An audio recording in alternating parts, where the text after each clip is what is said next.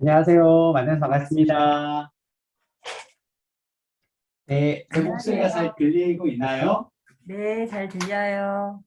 네, 잘 들리고 있군요. 오늘 이렇게 2021년 서울 외국어등학교 학부모 특강으로 만나게 되었는데요. 오늘 행사에 앞서서 김상겸 교감선생님께서 우리 학부모님들 반갑게 환영하면서 오늘 짤막한 인사 말씀 준비하셨는데 우리 교감선생님께서 먼저 인사 나눠주도록 하겠습니다. 네, 안녕하십니까. 예, 학교장 직무대리를 맡고 있는 김상겸입니다. 급작스런 코로나 확산으로 인해 방역 기준이 4단계로 격상되어 오프라인으로 예정되어 있던 학부모 특강이 온라인으로 진행되게 되었습니다. 얼굴을 뵙고 반갑게 인사드리고 싶었으나 이렇게 아쉽게나마 온라인으로 인사드립니다. 오늘 진행되는 학부모 특강은 2021년 도봉 꿈의 학교 지원 사업으로 진행됩니다. 학부모님들이 자녀들의 진로를 지도함에 있어서 어떻게 지도하는 것이 지혜로울지 강사님의 특강을 통해서 탁월한 지혜를 얻고 가는 시간이 될 줄로 기대됩니다. 앞으로도 서울외고는 부모님들을 위한 다양한 지원 프로그램들을 계획하고 지원할 예정이니 많은 관심을 부탁드리겠습니다. 감사합니다.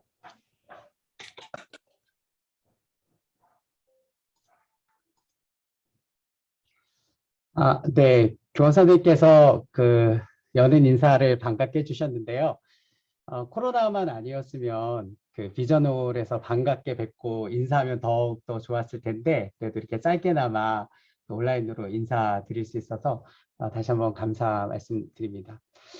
오늘 전체적인 행사는 2021년 도봉 꿈의 학교 지원 사업으로 진행되는데, 행사 주관을 서울외고 기독어머니회, 에베네셀 기독어머니회에서 맡아주기로 하셨어요. 그래서 오늘 비전홀에서 오프라인으로 진행될 때 여러분들 좀 안내도 하고 또 간단하게 간식도 나누시면서 교제할 수 있는 시간들도 준비하고 있었는데 이렇게 온라인으로 전환되게 되어서 아쉽지만 잠시 에베네셀 기독어머니 회장님을 맡고 계신 김성희님 계시면 잠깐 모임 소개하고 오늘 본격적인 특강 강사분 소개하고 학분 독단을 진행하도록 하겠습니다.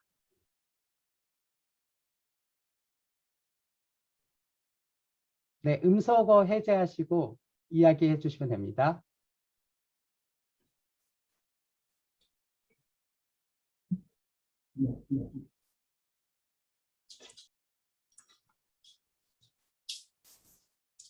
네, 김성 회장님 이야기 나눠주세요. 반갑습니다. 안녕하세요. 저는 어머니 기도회 회장 2학년 6반 프랑스어과 김찬호 학생 엄마 김성희입니다. 오늘 학부모 특강에 오신 여러분을 환영합니다. 저희 어머니 기도회는 개교 이래 지금까지 학교와 학생들을 위해 기도하는 어머니들의 모임입니다. 학교에서 공식적으로 허락해준 특별한 축복의 자리입니다. 고등학교 3학년을 서울외고에서 교육받으며 자라는 우리 아이들을 위해 이 배움의 현장에서 학부모인 우리들과 함께 또 학교와 우리 자녀들을 위해 축복하고 기도하는 자리입니다. 이 특별하고 선택된 자리에 여러분들을 초대합니다. 그럼 언제 어머니 기도회는 열리냐고요? 네, 매주 월요일 10시 1층 음악실에서 우리 함께 하는데요. 어떻게 진행되느냐면요. 저희 서울외고 교목 목사님인 김주영 목사님의 은혜로운 말씀과 저희들의 기쁨과 감사의 찬양 그리고 학교와 학생들을 위한 뜨거운 기도로 진행됩니다. 여러분 많이 참석하셔서 우리 학교와 학생들을 위해 기도하는 저희 학부모들이 되었으면 좋겠습니다. 감사합니다.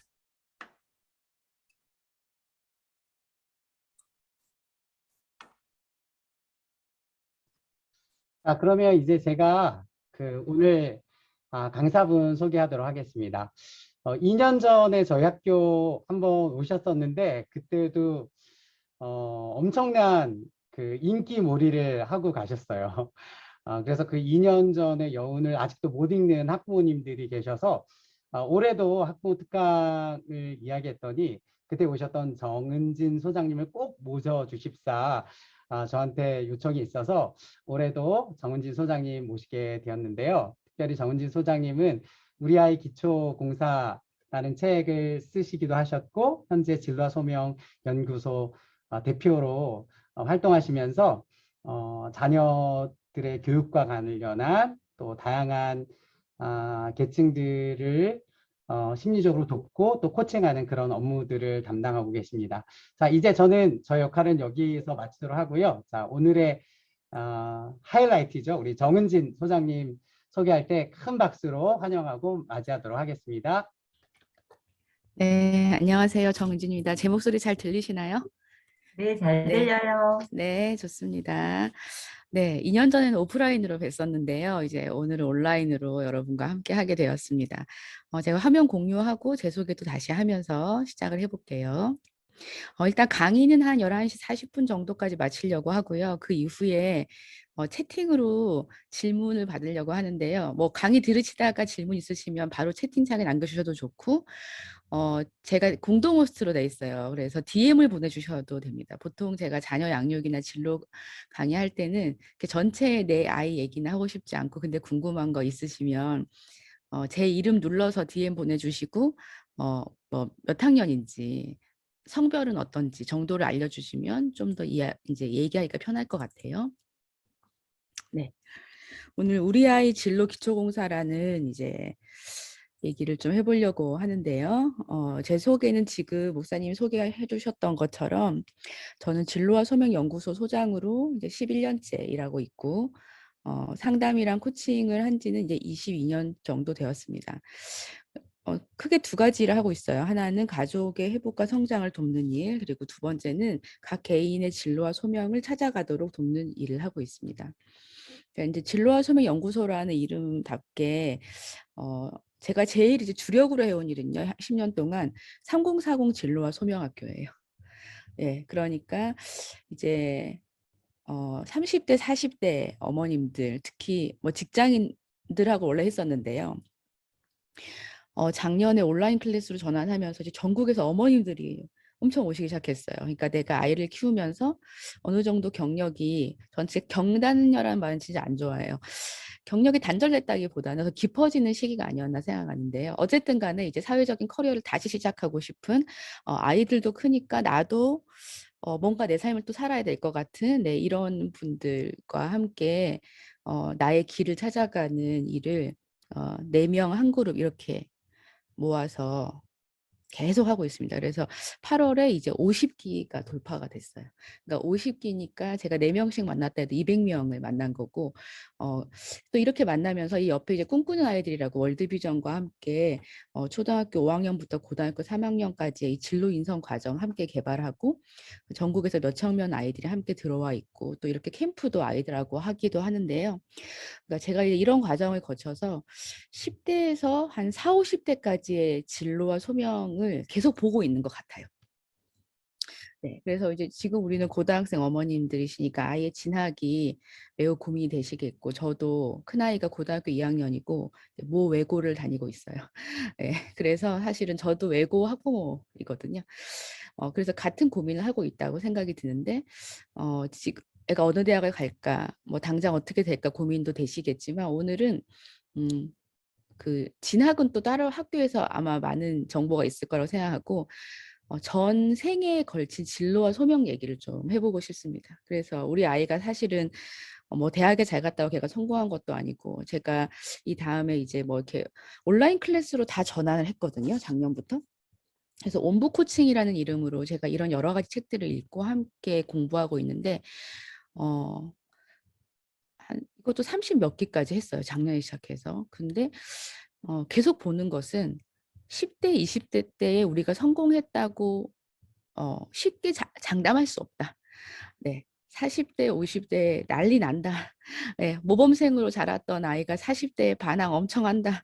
예, 이런 것들을 이렇게 생애 주기를 통해서 또 계속 보게 되는 것 같아요. 또 갱년기와 중년기를 겪으면서 삶이 굉장히 요동치는 것을 보게 되면서 우리가 아이들에게 그러니까 부모로서 이런 장기적인 관점을 가지는 것이 얼마나 중요한가 하는 생각을 계속 하고 있는 것 같습니다.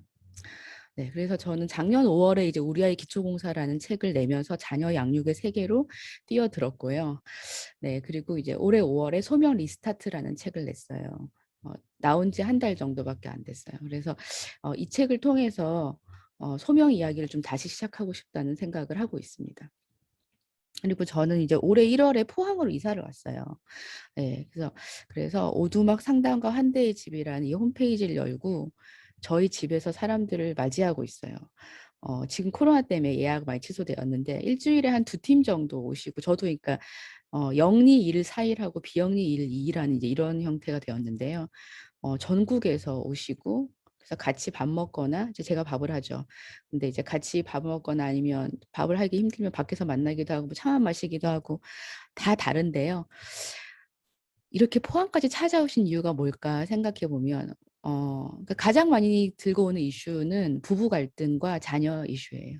네, 그래서 저는 제 식탁에 저희 집 식탁에 인생의 이 세상의 필요가 와서 앉는구나라는 생각을 하고 있습니다.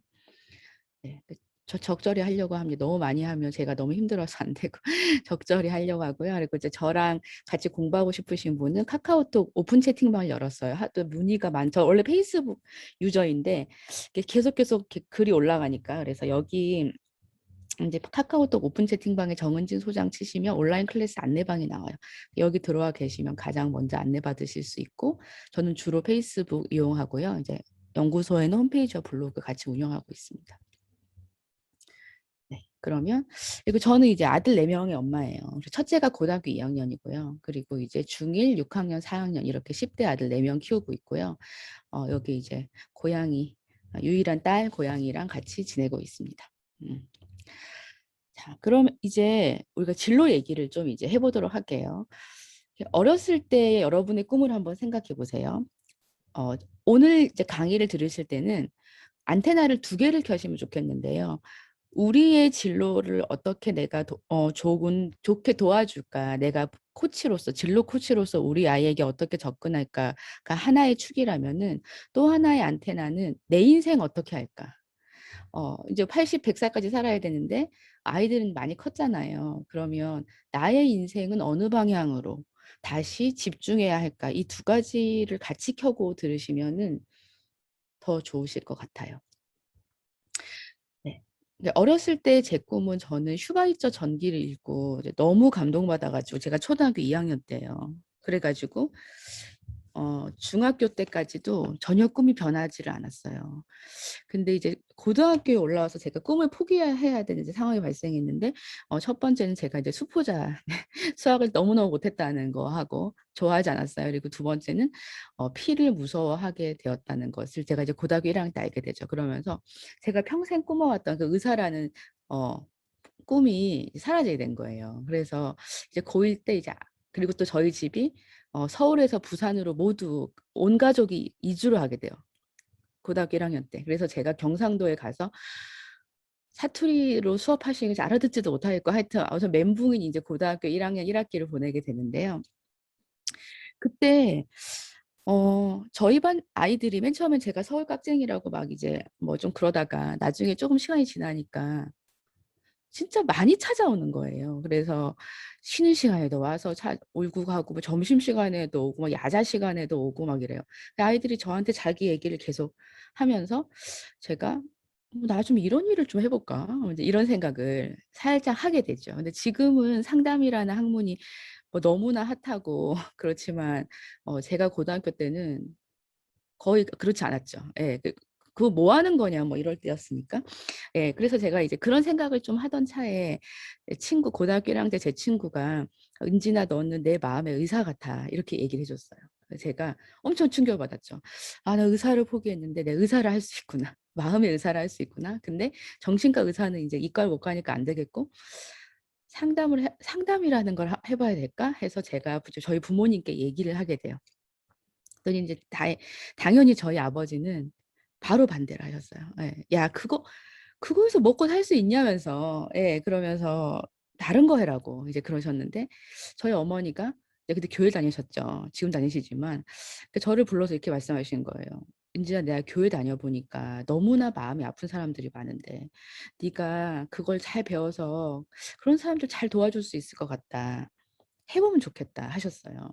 그렇게 하고는 이제 제가 결국은 고3 때 진로를 결정할 때 이제 교육학과나 심리학과를 가면 된다는 저희 교회 선배들의 이제 이야기를 듣고 대학생들 얘기를 이제 언니 오빠를 찾아가서 막 물어봤죠. 예, 그러면서 교육학과를 진학하게 됐는데 저희 아버지가 밤마다 저희 어머니한테 이제 "아니, 사범대를 가려면 국어교육과를 가든지 무슨 영어교육과를 가든지 해야지 교육학과가 또 웬 말이냐고 이제 막 하셨다 하시는데, 저희 어머니가 "당신이 은진이 인생 대신 살아줄 거냐.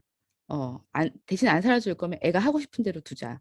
이렇게 해서 저는 제가 원하는 데를 갔고, 그리고 저랑 저희 동생 둘도 저희 셋은 엄청 주도적인 진로 결정을 했어요. 그러니까 부모님이 조언하셨지만 뭐 통제하시거나 절대 안 된다고 뭐 들어 누우시거나 뭐 엄청 실망했다고 우시거나 뭐 그런 일은 없었던 것 같아요. 그거 제일 감사하게 생각하고요. 그리고 이제 저희 부모님 이제 다 칠순이 넘으셨는데 요 근래에 그런 얘기 하시더라고요. "내가 너희들 길을 막지 않은 것을 너무나 다행으로 생각한다. 세상이 이렇게 변할 줄 어떻게 알았냐." 예. 그래서 저희는 저희가 원하는 길로 갔어요. 그래서 제가 이제 대학원을 졸업하고 청소년 상담복지센터에 이제 첫 직장을 하게 돼요. 그러니까 어떻게 보면은 제가 하고 싶은 일로 다이렉트하게 갔다고 할 수 있죠. 대학과 대학원과 첫 직장까지. 그래서 저는 여기 이 직장에 딱 갔을 때 '다 이루었다.' 이렇게 생각했어요. '아, 나는 이제 이 길로 가면 되겠구나.' 그런데 제가 결혼을 하고 저희 남편을 따라서 인제 아프리카 모로코로 선교사로 가게 돼요. 여기서부터 인생이 인제 꼬이기 시작하는데 어 저 1도 생각해 보지 않았죠. 제가 뭐 아프리카의 아랍권에 가서 뭐 "아랍어를 배워." 말도 안 된다. 뭐 "아랍어를 배워서 상담을 해." 말도 안 된다. 이게 완전 제 인생을 거의 포기하는 결정과 가까웠고요. 이 모로코는 여기 스페인 밑에 이렇게 여기 있습니다. 그래서 인제 요렇게 이 페즈라는 도시에서 마지막에 있다가 제가 4년 반에 나오게 되는데요. 제가 이 4년 동안에 이제 어떤 고민을 많이 했냐면, 나는 그전까지 내 인생이 좀 직선길이라고 생각했었는데 이제 완전히 곡선길로 접어들었다는 생각을 했어요. 그러니까 한치 앞이 안 보이는 거예요. 지금 여러분의 인생 어떠실지 모르겠어요. 그래서 제가 이런 강처럼 구불구불 흐르는 제 삶 앞에서 제가 굉장히 많이 우울해지기 시작했어요. 되게 많이 우울하고 삶의 목표를 찾지 못하고 또 의미도 별로 못 찾았던 것 같아요. 예. 아이 키우는 게 저한테는 큰 의미가 없게 느껴졌고 그 당시에. 그리고 뭐 사람이 목표가 있어야지 뭘 하는데 뭐 여기 계속 살지 어떻게 될지 전혀 알지 못하는 그런 상황 속에서 주로 막 누워서 지냈거든요. 근데 저희 이제 어머니가 그때 싸이월드 시절이었잖아요. 그때 저한테 글을 하나 보내주세요. "은진아, 왜 강이 굽이굽이 흐르는지 아니? 그 강이 흐르는 곳마다 생명의 꽃이 핀단다." 제가 그 글을 보고 엄청 진짜 대성통곡하면서 울었던 기억이 있어요.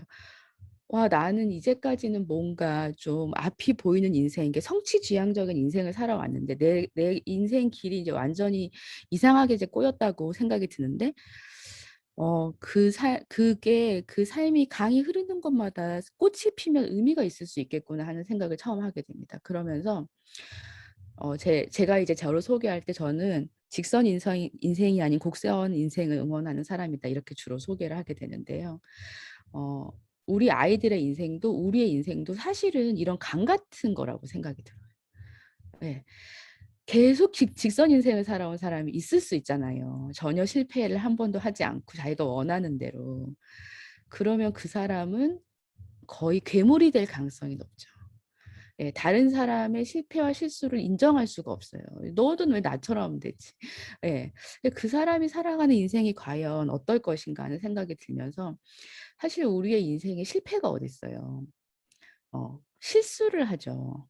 그러니까 실패의 정의는 뭐라고 생각하냐면요. 아이들이 대학 떨어지는 게 실패가 아니고 뭐 시험 망치는 게 실패가 아니고 진짜 실패는 무엇이냐면 그 일어난 이벤트, 그 일어난 일에서 아무것도 배우지 못하는 게 실패죠. 저는 실패의 정의를 그렇게 생각합니다. 그래서 저희 아이가 이제 외고 1학년 들어가서 성적을 진짜 개떡같이 딱 받아왔는데 제가 진짜 깜짝 놀란 성적표를 들고 왔어요. 그랬는데 저희 아이 반에는 저희 아이보다 잘했을 텐데 이렇게 성적표 들고 가서 비 오는 날 새벽 1시까지 부모님한테 혼나고 가출한 애가 있어요. 너무 가슴 아프더라고요. 저희 아이랑 저희는 뭐 한숨 좀 쉬었지만 치킨 시켜 먹었어요. 왜냐하면 이제 왜 이렇게 실패했는지 분석하고 뭐 이렇게 개떡같이 했으니까 더 떨어질 일은 없겠네. 이제 앞으로 올라갈 일만 남았네. 이렇게.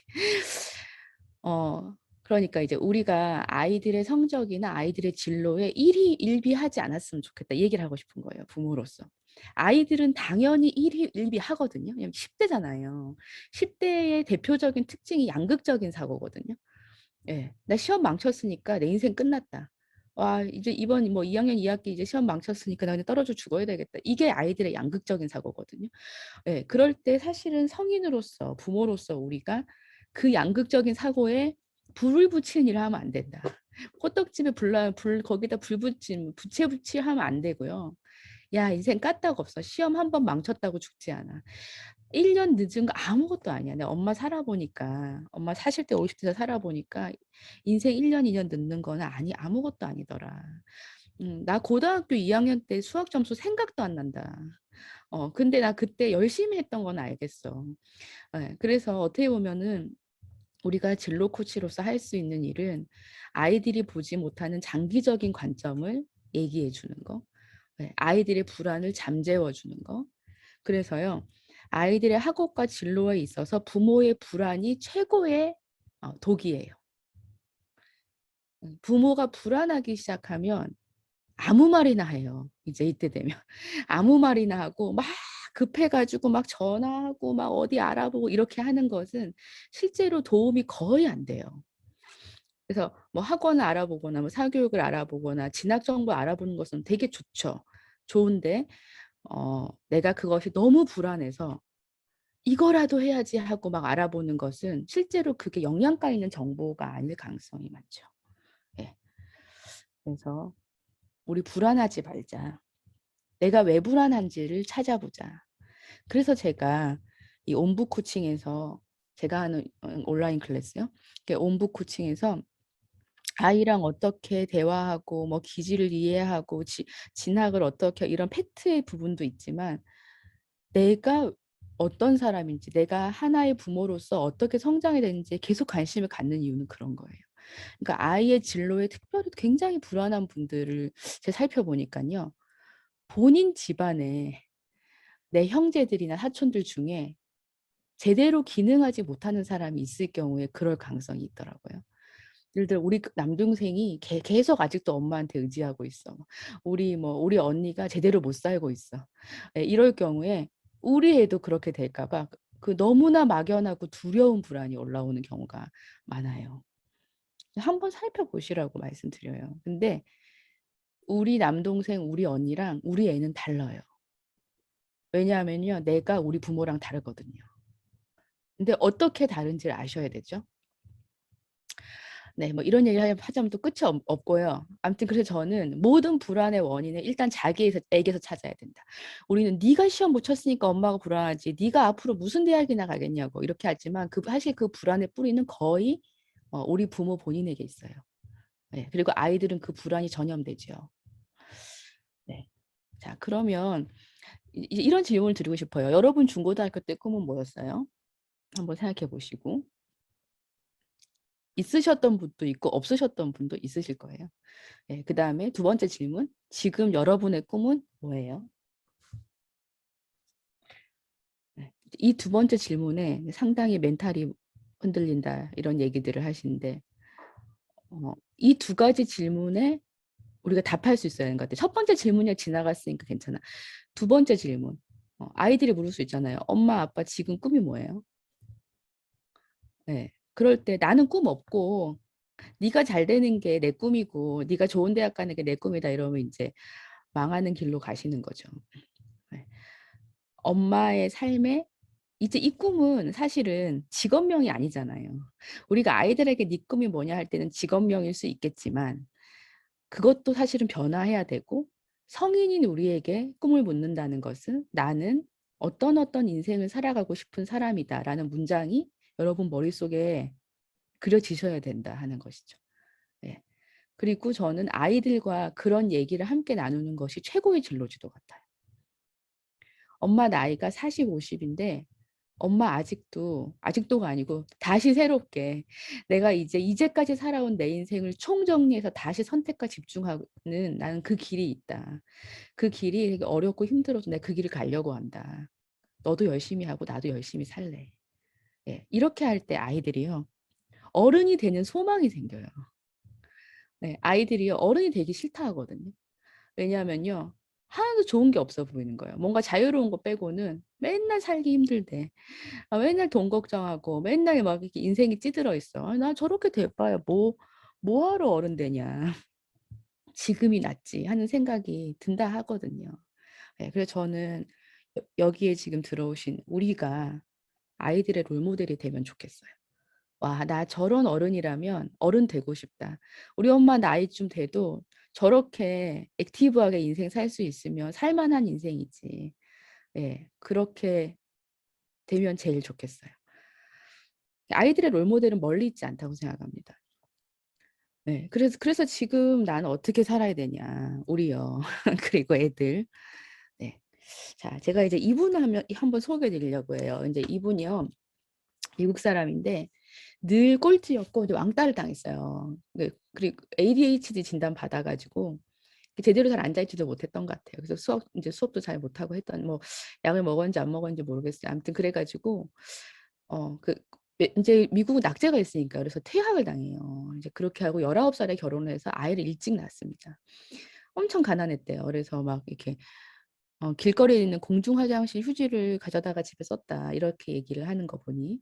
예, 자, 그럼 우리가 이제 이분의 고등학교 시절 생각해 보면 아이고, 진짜 저 이제 인생 그냥 골로 갔다.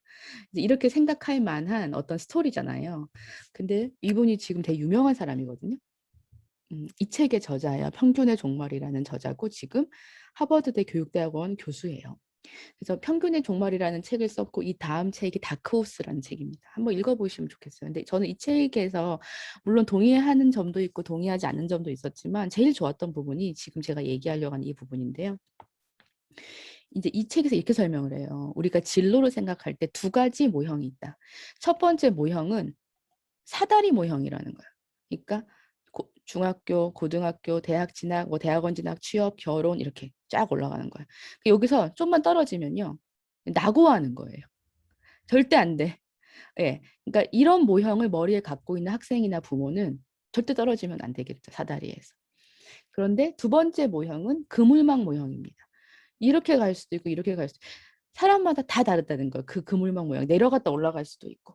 자, 그럼 여러분 우리 머릿속에는 1번 모형이 있어요? 2번 모형이 있어요? 이거에 따라서 우리가 아이들에게 어떤 얘기를 할지는 완전 달라진다고 생각합니다. 제가요, 저희 이제 오두막에 오시는 분들도 제 친구들은 다 선생님들이거든요. 제 사범대 출신이니까. 예, 근데 제가 저희 집에도 선생님들이 오세요. 알고 보면 이제 교사시고 또 뭐 나름 또 뭐 잘 나가는 분들이 많이 오시는데 제가 얘기를 들어보니까요. 되게 이 사다리 모양을 많이 갖고 계세요. 네. 그래서 우리 애가 만약에 공부를 되게 못해, 뭐 인문계 고등학교 못 갈 것 같다 이렇게 얘기하시는 분들 계셨는데 엄마가 잠을 못 자, 얼굴이 푸석푸석하고 막 근데 그 학교가요, 그 중학교가 엄청 좋은 학군에 있어요. 그러니까 그 학교에서 못할 뿐이지 딴 데 가면 잘할 수 있거든요. 근데 이미 이 사다리 모양으로 이렇게 이제 고정돼 가지고 울고불고 많이 하셨던 거. 애가 학교 안 가겠다, 자퇴하겠다. 그래서 또 완전히 또 몇 년을 고민하고 조금만 다녀봐라 하셨다는 거예요. 그래서 제가 그렇게 말씀드렸죠. 요즘 자퇴한 애들이 얼마나 많은데요. 자퇴의 이유가 중요하지. 그 학교 다니는 게 큰 의미가 있습니까? 제가 이제 그렇게 드리면 너무 충격적이라고 이제 하시거든요. 그러니까 사실은 부모가 갖고 있는 어떤 그 시선의 한계, 어떤 모형인가에 따라서 아이들에게 해줄 수 있는 말은 완전 너무 다른 것 같아요. 그 자퇴를 하라는 말이 아니고 그 이유를 굉장히 잘 들어봐야 한다는 거죠. 그리고 자퇴했다 인생이 끝나는 것도 아니라는 거죠. 예, 이 두 번째 모형을 이제 생각하면은 그래서 이분이요 이제 이렇게 하는 자기가 이제 대학 들어갔어요. 그래가지고 이제 고등학교 때 그렇게 또 잘 못하고 했으니까 이제 마음이 불안하셨겠죠. 그래서 교수님 찾아간 거예요. 교수님 제가 이 4학년 어떻게 보내야 되겠습니까? 수강 신청을 어떤 과목을 어떻게 해야 되겠습니까? 쫙 설명해 주시더라는 거죠. 그래가지고 그렇게 하면 되겠구나 생각했는데 그 이후에 자기 과에 어떤 여자애를 만나요. 자기도 교수님 갔다 왔대. 야야 너 교수님이 너한테 뭐라고 말해줬대 하니까 설명하는데 자기한테 말해준 거랑 똑같은 얘기 해줬다는 거죠. 그래서 이분이 이래요. 충격을 받아. 이제 이거 말도 안 된다. 얘랑 나랑 엄청 다른데 어떻게 똑같은 수강 신청 이 맵을 짜줄 수가 있냐. 그래서 그걸 버리고 본인이 생각을 해요. 나는 ADHD 기본적으로 그게 있기 때문에 오래 앉아서 하는 건 힘들다. 그러니까 1학년 때 대학 1학년 과목은 막 토론하고 프로젝트 수업하고 이런 거를 하는 과목을 중심으로 설계를 하고 가장 많이 앉아 있어야 되는 과목은 4학년에 배치한다. 이렇게 해서 이분이 자기의 맵을 짜거든요. 그래서 잘 졸업을 해요. 그러면서 이제 이런 말을 하는 거예요. 우수성을 이루기 위해서 나에게 유용한 길이 어디인가 있죠. 여러분 아이들에게 가장 유용한 길이 있어요. 근데 그 길이 어떤 형태인지 알아낼 수 있는 사람은 자기뿐이라는 거예요. 왜냐하면은 내가 어떤 사람인지 알아야지 그걸 짤 수 있다는 거지. 그 지도 그릴 수 있다는 거. 누가 아무리 얘기해줘도 안 된다니까요. 그냥 본인이 자기를 모르면 안 돼요. 그래서 저는 제가 오랜 시간 동안 진로 코칭을 해오고 지금 3040도 많이 만나고 있지만 제가 연구소 초반에는 중고생 진로 코칭을 했었거든요. 근데 제가 그때 너무 답답해가지고 학부모 교육으로 넘어왔는데요. 10년 전에. 네, 왜냐하면 애들이 자기를 너무 모르는 거예요. 네. 그러니까 내가 어떤 사람인지 아는 것이 거의 50% 이상이죠. 예. 뭐 트렌드가 어떻게 변한다, 시대가 어떻게 변한다 그거 이전에 내가 어떤 사람인지를 알아야 되고 그러면 이제 내가 어떤 사람이라는 것은 나중에 설명하겠지만 성격, 흥미, 강점, 가치의 조합이라고 제가 이렇게 설명하는데 그래서 내가 뭘 잘하는지 뭘 좋아하는지 알았어요. 예를 들어 그게 50이라고 칩시다. 그러면 나머지 50은 뭐냐면요. 내면의 힘이지요. 내가 알아도 그거를 끌고 갈 수 있는 내면의 힘이 없으면 알아도 소용이 없더라고요. 네. 그래서 이 두 가지 나를 아는 것과 내면의 힘을 기르는 것, 이 두 가지가 저는 진로에서 굉장히 중요한 포인트라고 생각을 해요. 그래서 아이들이 이렇게 저한테 얘기를 해요. 저희가 이제 연구소가 방학 때는 교회 수련 요청도 되게 많이 받고 10대, 20대를 또 되게 많이 만났는데 저도 10년 동안 이렇게 공부해서 대학 가고 취직하고 결혼하는 삶이라면 재미없다는 거예요. 이게 10대 아이들이 하는 얘기죠. 그래서 제가 묻죠. 그렇게 누가 살으라고 했니? 그럼 애들 깜짝 놀래. 이렇게 살아야 되는 거 아니에요? 아니 그렇게 살으라고 누가 했냐? 네가 결정하면 되지. 이제 뭐 사회에서 이렇게 얘기하는 거죠. 그리고 대학 가고 취직하고 결혼하는 이 루트에서 벗어나면 루저라고 얘기하는 거죠. 네. 그래서 아이들이 그 루저 외톨이 그 노래 많이 부르지 않습니까? 네, 얼마나 열심히 부르는지 몰라요. 저는 사실 그 가사가 참 가슴 아프거든요. 근데 아이들은 거기 감정이입해서 부르는 것 같아요. 예. 그러니까 몇 명 제외하고는 다 루저를 만드는 세상이거든요. 그래서 부모인 우리가 거기에 동참하면 안 된다고 제가 얘기하고 싶은 거예요. 어, 야, 네 생각대로 하면 다 루저지. 다 위너가 되는 삶을 살 수 있다. 나를 알고 나의 우수성이 가장 잘 드러나는 길을 설계를 해야 된다. 할 수 있다. 그래서 나는 어떤 사람인가? 여기 제일 중요한 질문이라고 제가 생각하는 것입니다. 그래서 성격, 흥미, 강점, 가치. 저는 이 네 가지 조합을 이제 주로 보거든요.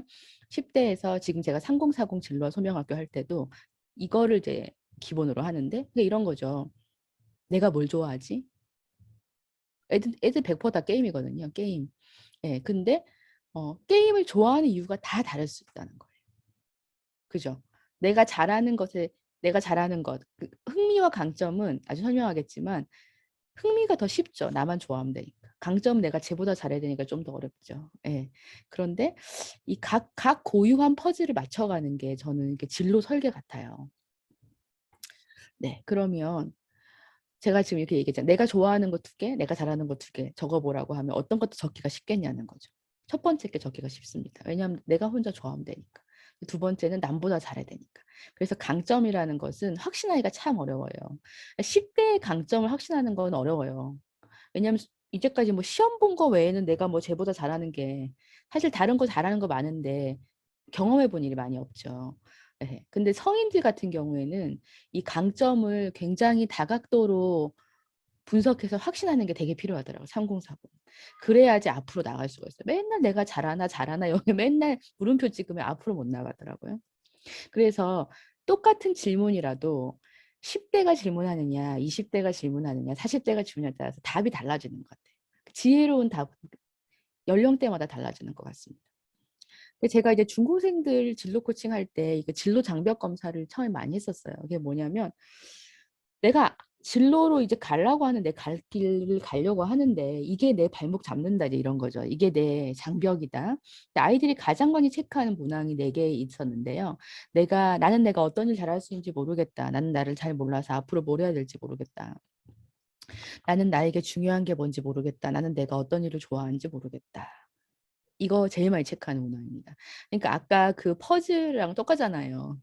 내가 어떤 인간인지 모르겠다. 내가 뭘 잘하고 뭘 좋아하는지 뭘 중요하게 생각하는지 몰라가지고 앞으로 갈 수가 없다. 그 얘기죠. 그러니까 이것을 진로의 내적인 장벽이라고 합니다. 이 내적인 장벽은 낮춰줄 수가 있어요. 외적인 장벽은 어떤 거냐면요. 나는 예를 들어서 스튜어디스 되고 싶은데 키가 작다. 뭐 이런 거잖아요. 나 유학 가고 싶은데 우리 집에 그 정도의 돈이 없다. 예, 그래서 우스갯소리로 어떤 애가 이렇게 말했다고 하죠. 나는 재벌 2세가 되고 싶은데 아빠가 노력을 안 한다. 예, 그러니까 그런 거잖아요. 그게 외적인 장벽이거든요. 외적인 장벽은 낮춰주기가 쉽지가 않습니다. 근데 내적인 장벽, 내 안에 있는 내가 어떤 사람인지 하는 것은 우리 노력 여하에 따라서 좀 내려갈 수 있다고 하는 것이죠. 자, 그래서 그럼 나를 발견하는 3가지 방법. 우리 애가 어떻게 자기를 좀 발견하게 도와줄까? 또 나는 어떻게 나를 발견할 수 있을까? 네, 첫 번째는 이제 정말 그냥 경험이지요. 근데 이 다양한 경험이라는 얘기에 많은 부모님들이 스트레스를 받으세요. 왜냐하면은 뭔가 돈과 시간과 에너지가 있어야 이걸 해줄 수 있는데 나는 그렇게 못하는데 옆집은 어디 갔다 왔다는데 뭐 막 이런 것들이거든요. 근데 저는 이제 이 경험도 초등, 중등, 고등에 따라 다른 것 같아요. 이 경험의 어떤 포인트가 다르고요. 예를 들어 초등은 또 탐색하는 시기라고 볼 수 있죠. 그러니까 내가 진짜 뭘 좋아하는지를 몰라 진짜로. 예, 그래가지고 이것도 해보고 저것도 해보고 좀 여기저기 돌아다녀 보면서 좀 간을 본다고 하면은요. 이제 중고생이 되면은 자기가 좋아하는 것에 좀 몰입을 더 해줘야 되죠. 그리고 실제로 안 하겠다고 하면 할 수가 없어요, 아이들이. 근데 이 경험에서 제가 사실 이 경험의 요체라고 생각하는 건 뭐냐면요. 불확실성이에요. 그러니까 모두 다 잘 짜여진 경험은 실제로 임팩트가 없다고 생각합니다. 그러니까 이 경험의 목적이 뭐냐는 거죠. 예를 들어서 우리 가족이 되게 잘 짜여진 패키지로 엄마 아빠가 다 계획 세워서 여행을 갔어요. 그건 경험이잖아요. 근데 그 경험의 목적이 무엇이냐는 거죠. 그 경험의 설계의 목적은 우리 가족이 잘 쉬고 오는 것일 수도 있고 아니면 우리 가족의 팀 빌딩일 수도 있잖아요. 그럼 그렇게 가셔도 되거든요. 그런데 이 경험 설계의 목적이 나를 발견하는 것이다. 라고 하면은 이 경험은 굉장히 터프해야 된다는 거예요. 근데 이 터프한 경험 속으로 못 보내는 이유는 불안해서. 네. 그래서 애들이 뭐 결정할 수 있는 게 없어요. 애들이 불확실성 앞에 서서 결정을 하면서 야, 내가 진짜 이거 될 줄 알았는데 안 되는구나. 와, 나 이거 넘어갈 수 있을 줄 알았는데 나 진짜 약하구나. 와, 내가 남 되게 잘 도와주는 사람인 줄 알았는데 내 몸이 힘드니까 하나도 안 보이는구나. 막 이런 경험들을 해야 되거든요. 예, 그런데 너무 세팅된 경험만을 주려고 하지 않나.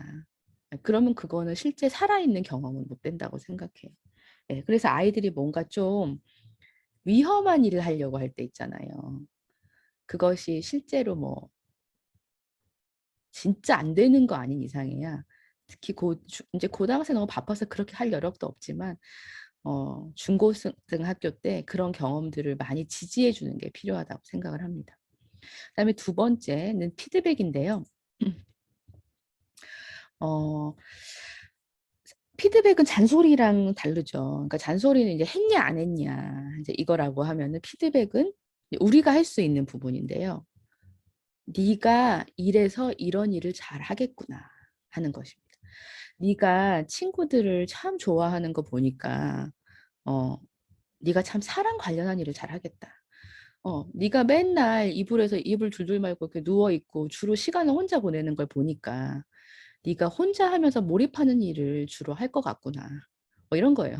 네가 참 리더십이 있구나. 네가 참 꼼꼼하구나. 뭐 등등 이런 건데요. 어, 아이들은 사실 스스로를 잘 몰라요. 고등학생 정도 되면 어느 정도는 알고 있을 거예요. 근데 초등학생 같은 경우는 진짜 잘 모르죠. 그러니까 우리가 나를 발견한다는 것은 거울에 자기를 비춰보면서 발견을 하거든요. 예. 근데 그 거울이 1차적으로 부모죠.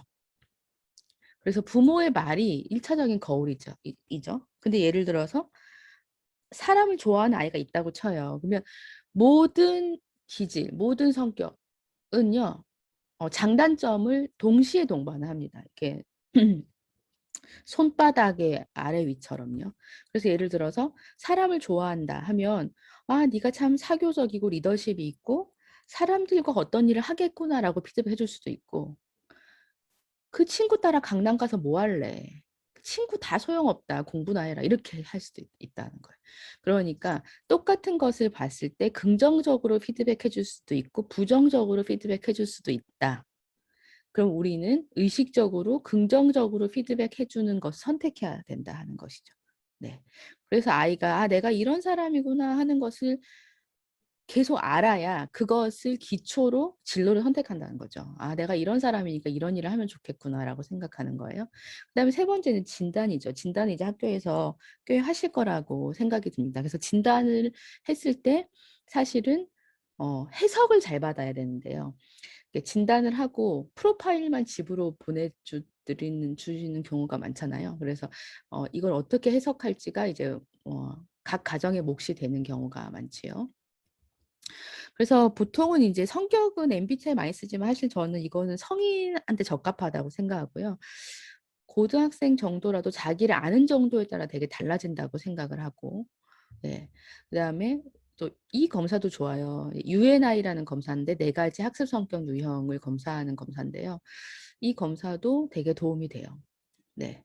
이것은 연우 심리 상담 연구소에서 하실 수 있고 아마 진로 코칭 하시는 분들 중에 이 검사를 베이스로 하는 분들이 많을 거예요.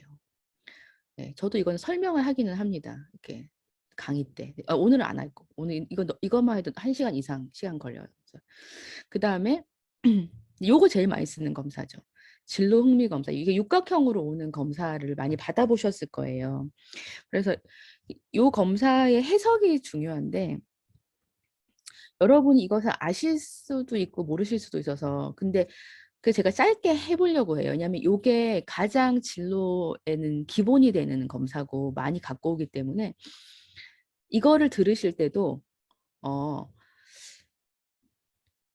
나와 그 아이를 같이 보시면 좋겠어요. 자, 제가 이제 요거 파티 게임을 한번 해볼 건데요. 이거는요. 어머님들 여기 들어오신 어머님들 아버님들을 거를 해볼게요. 애들 거 말고요. 자, 다 펜을 드시고 여러분이 파티에 가신 거예요. 가니까 이 6종류의 사람들이 이야기를 막 하고 있어요.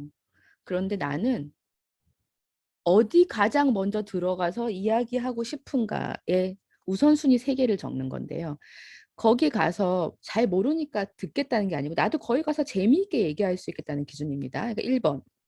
첫 번째 그룹은 자연, 식물, 동물, 운동, 기계, 야외 활동에 대한 얘기를 막 하고 있어요. 두 번째 그룹은 나는 호기심이 많고 데이터 조사 분석하는 거 그런 거 좋고 책 읽고 막 이론적으로 얘기하는 게 좋아. 세 번째 그룹은 나는 예술성이 강하고 상상력이 풍부하고 규칙적인 일을 매일 하는 게 싫어. 네 번째 그룹은 나는 사람을 돕고 가르치고 봉사활동 하는 게 좋더라. 다섯 번째 그룹은 나는 프로젝트나 조직을 시작하고 물건 팔고 사람 설득하고 영향을 주는 활동이 좋아. 여섯 번째 그룹은 나는 꼼꼼하게 일하기를 즐기고 과업이나 프로젝트를 완결하는 게 좋아. 이렇게 6가지 그룹이 있어요. 자, 그러면 여러분은 첫 번째 어느 그룹에 가고 싶으세요? 예를 들어 내가 1번 그룹에 가고 싶으면 R이고 2번은 I, 3번은 A, 4번은 S, 5번은 E, 6번은 C. 이렇게 첫 번째 그룹을 적어보세요. 나는 S그룹에 가서 얘기하는 게 제일 재밌을 것 같다. 나는 이 그룹에 가서 얘기하는 게 제일 재밌을 것 같다. 네. 거기서 막 이야기하다가요. 그 그룹이 없어졌어요. 자, 그러면 두 번째 그룹으로 어딜 가고 싶으냐? 네. 또 영어 단어 하나 적어보시고 영어 철자. 네. 그 다음에 이제 그 그룹이 없어졌어요. 그러면 세 번째 그룹은 어디 가고 싶냐? 그래서 영어 글자 3개가 나오면 됩니다. 뭐 SEA, 뭐 RAS 뭐 이렇게요. 자, 그거를 가지고 설명을 들어볼게요. 자, 그러면 요거를 좀 빨리 적으실 수 있으면 내가 나를 좀 더 잘 안다. 그렇게 봐도 돼요. 이거 너무 적기가 힘들면 내가 어떤 인간이지? 내가 뭘 좋아하는 사람인지 내가 잘 모르겠다. 이렇게 볼 수도 있어요. 자, 그러면 글씨 3개가 나왔잖아요. 자, 그럼 여기서 RIASEC 모형에서 옆으로 붙어 있을 가능성이 많습니다. 글자 3개가. 옆으로 붙어 있거나 하나 건너 붙어 있거나. 그러면 일관성이 있다고 설명을 합니다. 여러분 그래요? 다 비디오를 끄고 계시기 때문에 제가 거의 면벽 수행하고 있지만 네, 다 듣고 계실 걸로 생각하고 자, 그러면 이게 이제 홀랜드란 사람이 만들었기 때문에 홀랜드 육각형 모형 혹은 RIASEC라 리아생 모형이라고 하기도 합니다. 자, 그러면 이제 내 거랑 애 거 같이 생각하셔서 들어보세요. 첫 번째 R 유형입니다. R은 한국말로 현장형의 별명이 두어인데요. 이 사람 테니스 라켓 들고 있잖아요. 그러니까 어떤 거냐면 말 별로 안 하고 한다, 행동한다 이거예요. 그래서 우리가 아이들 키울 때 쟤 군인 경찰하면 잘하겠다. 뭐 혹은 나도 그런 말을 들었다 하는 경우에 그러니까 사람보다 사물이 편한 사람들입니다. 그래서 가장 대표적으로 선호하는 직업 엔지니어, 소방수, 운동선수 뭐 그런 계열입니다. 군인 경찰 뭐 이런 계열. 자, 그다음에 두 번째 탐구형. 탐구형은 여기 별명이 띵커죠. 생각하는 사람이에요. 주로 이 사람들은요. 아이들이 만약에 탐구형이다. 너 방에 들어가서 혼자 앉아 있어. 이런 거는 전혀 벌이 안 되죠. 왜냐면 좋지. 생각하면 되지. 네. 그래서 탐구형이요. 탐구형 1순위로 나오는 경우가 한 반에 1명 정도 있어요. 많이 없어요. 그리고 어머님들 중에도 아마 첫째 순위 있을 수도 있고 2, 3순위에 걸쳐 있을 수도 있겠는데요. 그러니까 탐구형들은 대부분 공부 많이 하는 직업을 원합니다. 교수, 연구자 뭐 이런 건데요.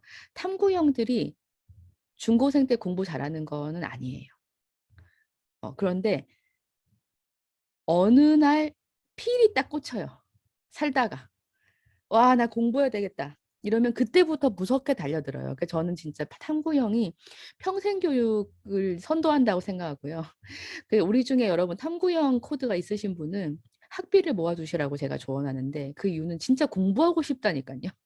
네, 근데 그때 나 대학원 가고 싶은데 학비가 없으면 너무 속상하단 말이에요. 네, 그래서 여러분들을 위한 공부 자금을 좀 모아두시기를 원하고요. 아이가 탐구형이면 언젠가 필 받을 것이다.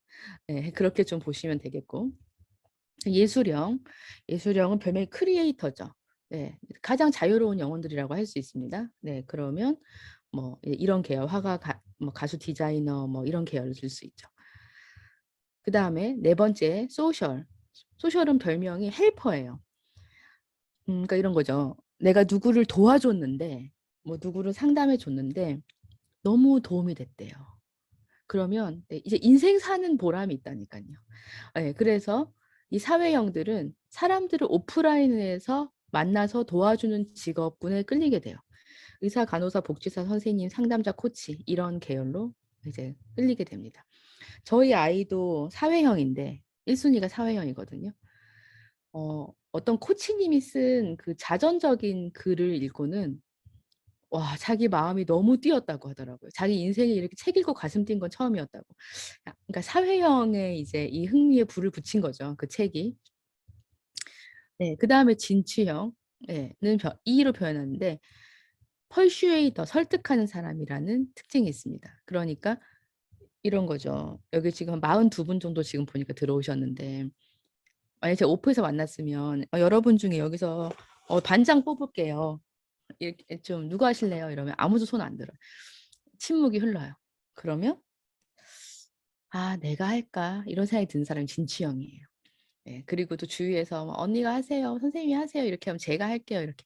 근데 진취형은 리더가 되는 것이 별로 두렵지 않습니다. 그러니까 리더십을 발휘하는 직업들, 또 앞에 서는 직업들, 그래서 변호사, CEO, 뭐 영업 마케팅 하는 분들, 뭐 그룹의 리더, 네 그렇게 보통 하시죠. 그다음에 이제 관습형은 오거나이저, 잘 정리한 사람인데 일단 딱 요거 보면 아세요. 딱 요렇게 각이 딱 나온다. 이렇게 각이 나와야 되는 직업들이 어떤 거예요? 법률적인 것들, 그리고 금융, 예, 뭐 사서 선생님들, 예, 이것이 이제 실제 물건이 각이 나와야 될 수도 있고 시스템적으로 굉장히 오거나이즈한 사람이 될 수도 있습니다.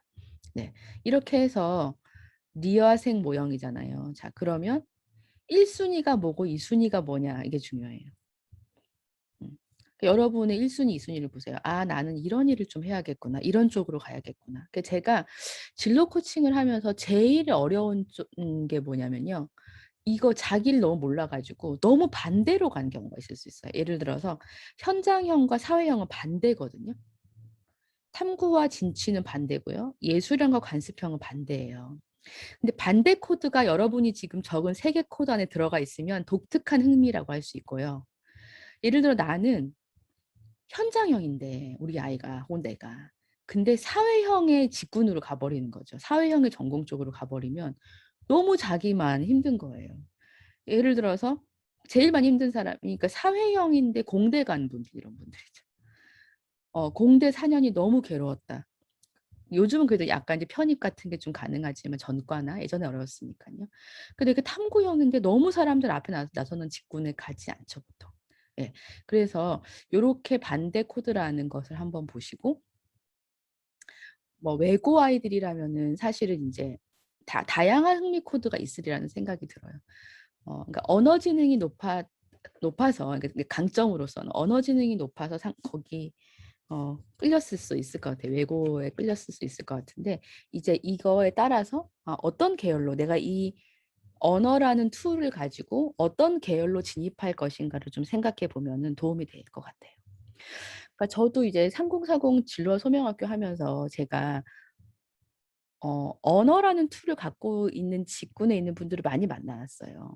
근데 그분들의 고민이 뭐냐면 예를 들어 보통 영어를 인제 일단 기본적으로 생각한다면 영어를 되게 잘해요.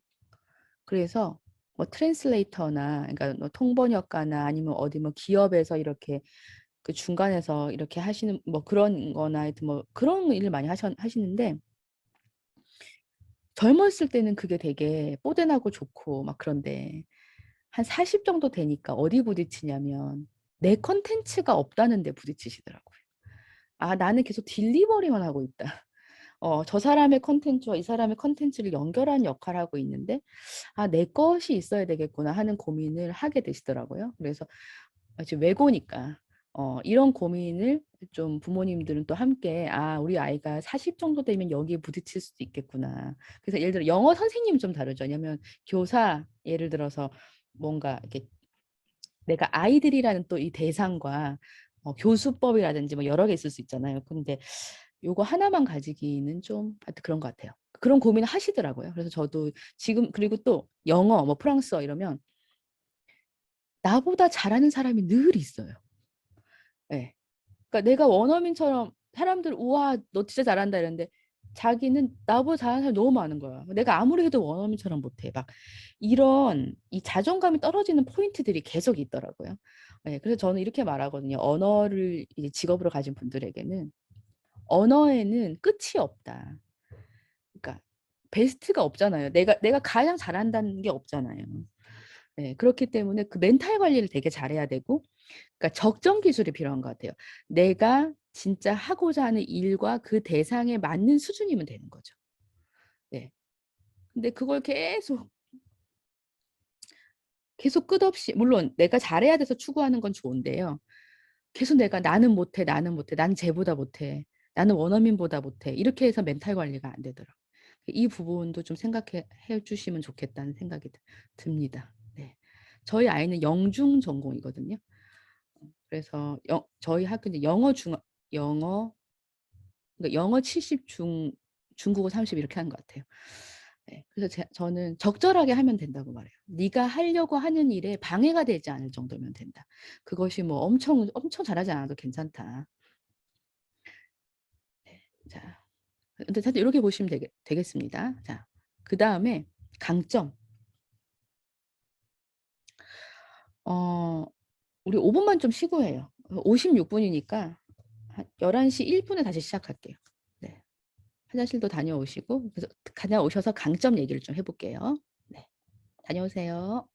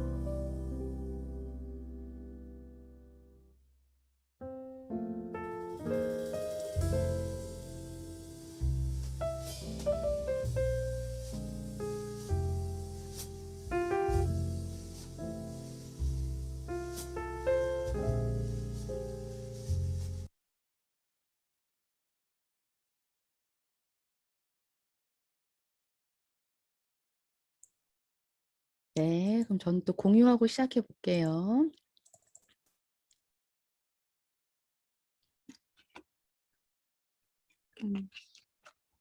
이제 강점인데요. 강점은 아이들의 강점을 보는 방식과 성인의 강점을 보는 방식은 이제 너무 달라요.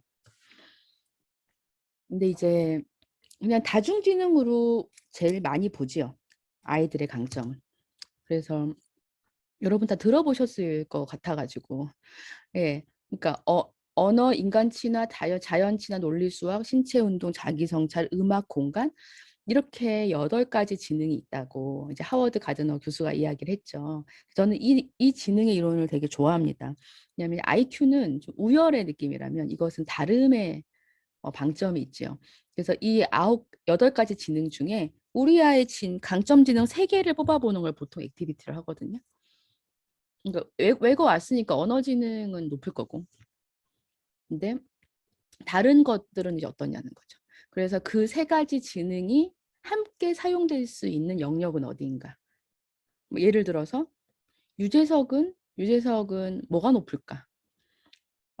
언어 지능이 일단 높게, 인간 친화도 높고, 자기 성찰도 높은 것 같고, 신체 운동도 그런 것 같고. 우리 애가 만약에 기자가 된다면 뭐가 높으면 좋을까? 언어 지능이 높고, 논리 수학이 높으면 좋겠고, 자기 성찰이 높으면 좋겠죠.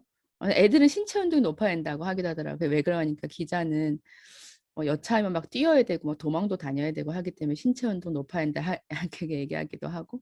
예, 뭐 우리 아이가 뭐 동물 관련한 일을 하고 싶다고 한다면은 자연 친화가 기본적으로 높아야겠구나.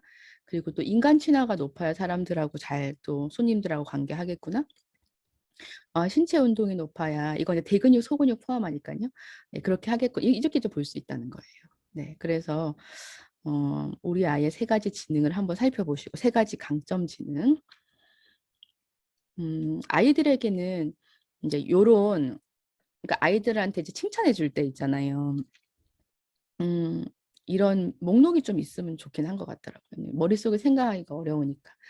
근데 요건 제가 이따가 우리 김주영 목사님 톡으로 보내드릴게요. 요 장표는 적어놔야겠네요. 근데 이제 사춘기에 들어왔잖아요, 애들이요. 그러니까 하루 1일 1칭찬은 필수 영양분이다 이러죠. 네, 뭐 이제 뭐 애들이 기숙사에 있으면 보실 일도 별로 없겠지만 일단 뭐 이렇게 만나게 된다면은 특히 중학교 때가 진짜 저는 그런 것 같고요. 중학교 때 진짜 잘해줘야 돼. 네, 그리고 그 칭찬의 3가지가 있잖아요. 그러니까 첫 번째는 결과에 대한 칭찬이 있잖아요. 네가 성적을 잘 받았네, 뭘 잘했네라는 결과에 대한 칭찬. 근데 2번째 칭찬은 과정에 대한 칭찬이 있죠. 결과가 늘 뭐 내가 뭐 만족하는 만큼 나오는 건 아니니까요. 근데 아이가 그래도 열심히 앉아 있었고 또 코로나 상황에 참 열심히 했고, 예. 코로나 상황을 바라보는 부모와 아이들의 시선이 엄청 달라요. 그러니까 부모님들은 이제 특히 온라인 수업하는 경우에는 네가 하는 게 뭐가 있냐. 온라인 수업 10분 전에 일어나가지고 눈곱 대고 앉으면서 뭘 이제 맨날 스마트폰 들고 있으면서 하는 게 뭐가 있냐. 이제 그 약간 이렇게 한심스러운 시선으로 아이들을 보시고.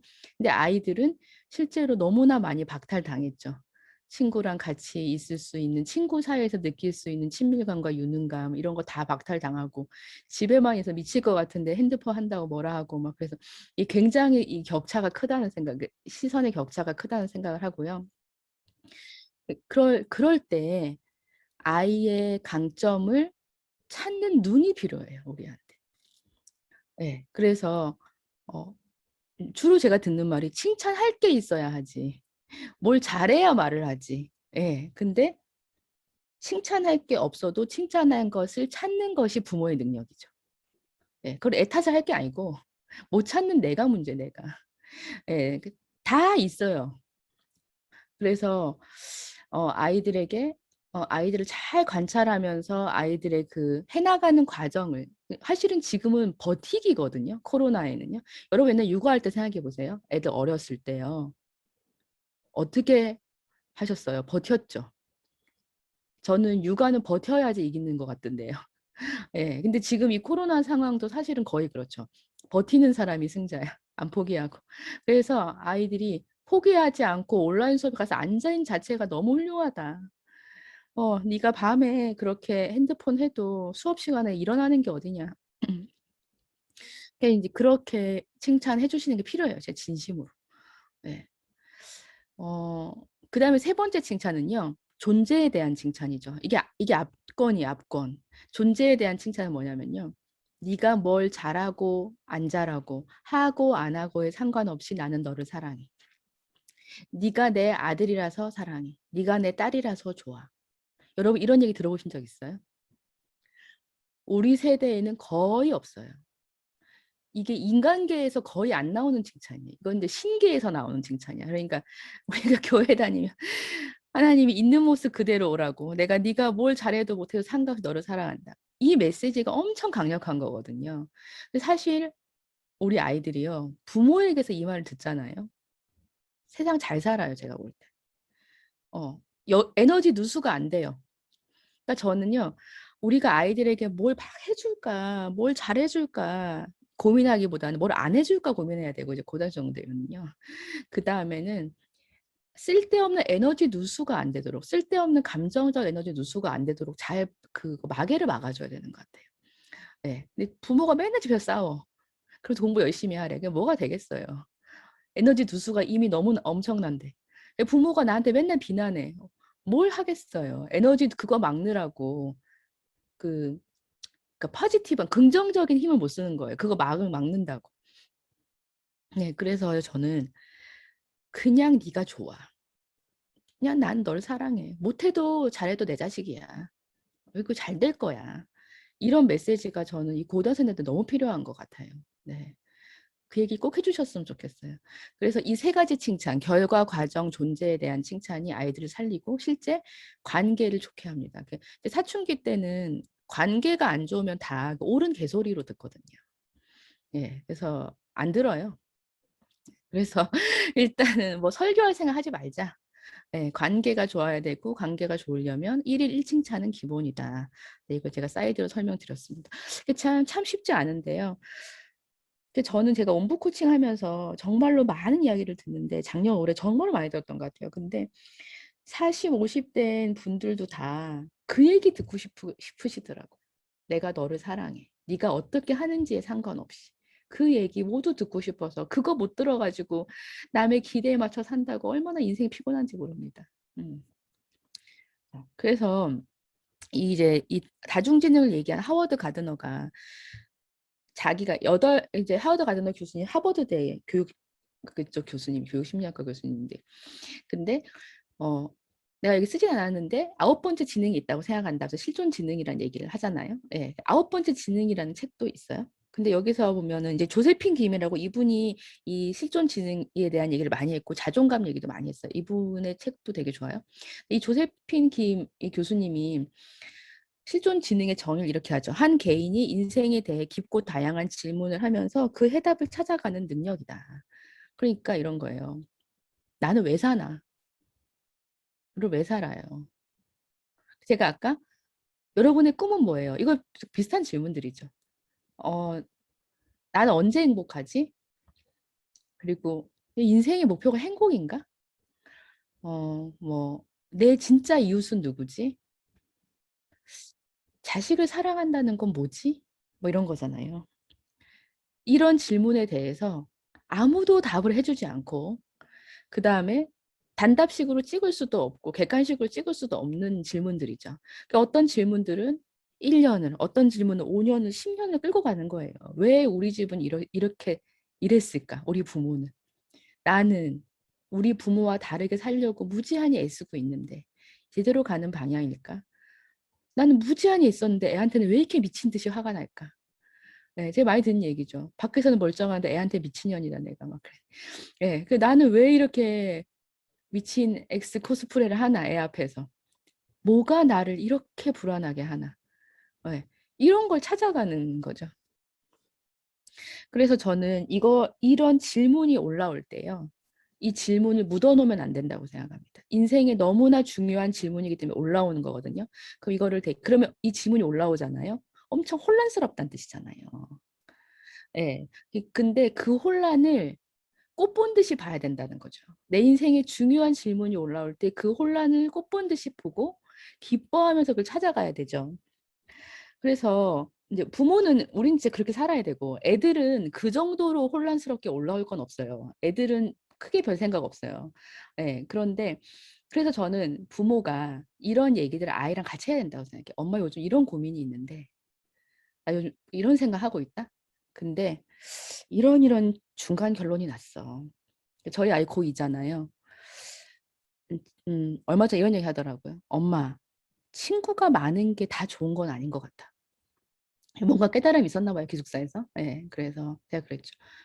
네 말이 맞다. 다다익선이 좋은 건 아닌 것 같아. 근데 어떤 친구가 너는 좋다고 생각해, 그럼? 뭐 이런 얘기 하다가 연애를 엄청 하나 봅니다. 그 외고에서 이제. 그러면서 자기도 이제 자기한테 고백한 여자애도 있고 뭐 어쩌고저쩌고 하면서 근데 엄마 나는 이렇게 연애를 막 빨리 시작하고 싶진 않은 것 같아. 뭐 그런 얘기야. 좋은 생각이다. 자, 그러면서 연애는 어떤 사람이랑 하는 게 좋을까? 그리고 이렇게 자기 안에 뭔가 좀 더 풍성하게 있어야 좋은 사람 만날 수 있지 않을까? 뭐 이런 얘기를 했어요. 근데 이제 요 근래 고등학교 1학년 여자아이가 자기한테 이제 고백을 해왔다는 거죠. 저는 그 얘기를 해주니까 너무 고마웠어요. 예, 그래서 고민이래요. 받을지 말지. 이제 성적을 신경 쓰는 부모로서는 연애가 웬 말이야 때려쳐라고 이제 하고 싶은 마음 반. 그렇지만 또 연애를 하면 좋은 면이 있어요. 왜냐하면 이성애를 진짜 많이 할 수 있는 기회거든요. 그리고 이 인간관계를 완전히 또 새롭게 해볼 수 있는 기회예요. 자기를 되게 발견할 수 있는 좋은 기회죠. 그래서 제가 이 두 가지 얘기를 같이 했어요. 엄마 마음이 두 개다. 하나는 네가 그냥 연애 안 하고 공부했으면 좋겠어. 안 그래도 뭐 잘하지도 못하는데 이건 속으로 한 말이고. 그다음에 이제 두 번째는 연애를 하면 또 이러이러한 면이 좋을 것 같아. 네가 결정해라. 네. 무슨 결정을 하든지 내가 응원을 할게. 그랬는데 한 2주일 후에 집에 저희 아들은 3주에 한 번 오고 이제 저희 도시 안 있기 때문에 한 달 반 만에 한 번씩 오고 이러기도 하거든요. 근데 이제 와서 안 하기로 했다고 하더라고요. 그래 잘했다. 근데 나는 네가 만약에 한다고 해서 또 잘했다고 했을 거야. 이렇게 말했어요. 그러니까 저는 이제 그러니까 이 원칙이 아이에 대한 원칙이 이런 것 같아요. 결정하기 전에는 함께 치열하게 고민해 준다. 그런데 결정을 했다. 그러면 무조건 응원한다. 이거가 저의 원칙이에요. 제가 이걸 지키고 싶어요. 그런데 아이가 그걸 알죠. 이제 고2 정도 됐으니까요. 그러니까 더 논의하고 또 결정도 얘기해 주는 것 같아요. 근데 이제 제가 그런 원칙을 세우게 된 건 뭐냐면요. 결국 이 진로 때문인데요. 이런 결정을 해보고 본인이 시행착오를 해본 아이가 결정을 잘한다고 생각을 해요. 그런데 인생을 어떤 사람이 잘 사냐. 결정을 잘하는 사람이 잘 살잖아요. 그렇잖아요. 인생의 가장 중요한 결정 두 가지가 뭐예요? 진로 결정과 배우자 결정이거든요. 그런데 진로 결정과 배우자 결정 망친 사람이 많단 말이에요. 왜요? 결정을 해본 적이 없어가지고요. 결정을 해보면서 나를 계속 알아가는데 맨날 남 시킨 대로 살아가지고. 근데 진로랑 배우자 결정도 내가 결정해야 되는데 너무 불안해. 그래갖고 또 누가 시킨 대로 해. 엄마 아빠가 찬성하면 그냥 해. 뭐 가라고 하면 가. 뭐. 인생의 주도권이 나한테 오지를 않는 거예요. 네, 그래서 저는 초중고 시절에 자기에 대한 결정을 많이 해보는 게 너무 많이 필요하다고 생각해요. 특히 초등 시절부터 시작해야 돼요. 초등에 많이 해보면 중고생 때 조금 덜하고 초등 때 못하게 막아놓고 막 엘리트 교육 시킨다고 그렇게 해놓으면 사춘기에서 어마어마하게 터지는 경우도 많이 봐요. 막 식탁 뒤집고 막 제가 코로나 기간에 SOS 많이 받았습니다. 사춘기 어머님들한테. 밖에 나가 부끄러워 얘기도 못 하겠다면서. 예. 막 엄마 아빠 교회 다닌다는 말 하지도 말라고 소리 애가 엄청 질렀다고 막 이러고 막 하여튼 뭐 별별 얘기 다 들었어. 근데 그게 결국은요. 되게 다 복잡한 내용 같지만 맥락은 굉장히 단순해요. 왜냐하면은 한 개인이 자기 인생에 대해서 질문을 하면서 선택하고서 나아가야 되는 과정을 부모가 도와줘야 되는데 그것을 성공이라는 이름 혹은 뭐 그 단기적인 성공이죠. 장기적인 성공이 아니에요. 제가 볼 때 단기적인 성공을 위해서 너무 억압해 두는 거죠. 그 자기가 그래서 뭐 대학에 갔어. 뭐 원하는 대학에 갔는데 또 대입병 또 시작하잖아요. 이제 그때부터. 애들이 대입 때 불안하고 우울함이 극에 달해요. 예, 왜냐하면 나한테 나이는 들었는데 내가 누군지 모르겠고 뭐 1학년 때 놀다가 정신 없었는데 이제 좀 있으면 졸업인데 뭐 예, 그래서 또 계속 졸업을 유예하죠. 예, 계속 휴학 걸어놓고. 그 인생 계속 낭비하는 거라고 저는 생각하거든요. 그래서 아이가 아이의 인생을 살도록 도와주는 거 있잖아요. 그게 정말 큰 방향에서는 큰 진로주도라고 생각해요.